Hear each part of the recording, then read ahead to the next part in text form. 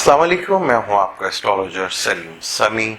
आज फिर किसी नए टॉपिक पे आपसे बात करेंगे, बल्कि वही टॉपिक, किस उम्र में होगी शादी आपकी, चाहे आप एस्ट्रोलॉजी जानते हैं या नहीं। लेकिन उससे पहले अगर अभी तक आपने मेरे चैनल एसी टीवी को सब्सक्राइब नहीं किया तो प्लीज उसे सब्सक्राइब कर लीजिएगा और बेल के बटन को जरूर दबा लीजिएगा। आज हम शादी के मामले में जिन जोडिक की बात करेंगे, आखिरी जोडिक है वो सैजिटेरियस और पाइसेस के बारे में। आज इन दो जोडिक्स की शादी की एज क्या बनती है, आज इसके ऊपर डिटेल से बात करते हैं। सैजिटेरियस और पाइसेस, इन दोनों घरों का जो मालिक है, जो रूल करता है, वो जुपिटर है।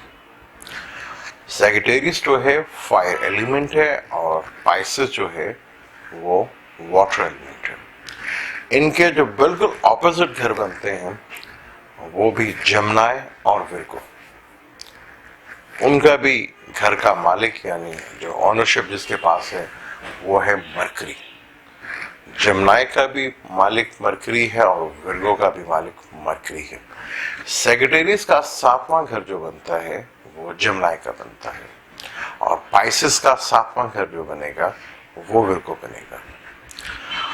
चाहे आप एस्ट्रोलॉजी को जानते हैं या नहीं जानते, अगर आपको ये पता हो कि आपका एसेंडेंट या मून इन दोनों में से किसी एक का है, सैजिटेरियस या पाइसेस का, तो आप बहुत आराम से जज करके अपनी शादी का अंदाजा लगा सकते हैं। और ये वो तरीका है जो मैंने 80% कामयाब होते हुए देखा है।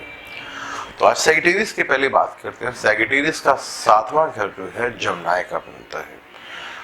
जमनाई का मालिक मरकरी, जिसकी शादी की एज 17 साल की एज में शादी, नहीं तो 34 साल की एज में शादी होती है। जमनाई 7वां घर बनता है सैजिटेरियस का और पाइसेस का 7वां घर बनता है विर्गो का। तो दोनों की शादी की एज जो है वो 17 साल, 17 नहीं तो फिर 34 साल की एज में शादी देखी गई है। ज्यादातर मैंने इन्हीं टाइमों के ऊपर, चाहे वो पाइसेस हो या विर्गो, इनकी शादी की एज मैंने यही देखी, क्योंकि दोनों मरकरी का ताल्लुक जो है वो मेमोरी से है, एजुकेशन से है, और जुपिटर का ताल्लुक शौर से। हमारा शौर जो है, हमारा विजडम जो है, वो जुपिटर के से रिलेटेड है।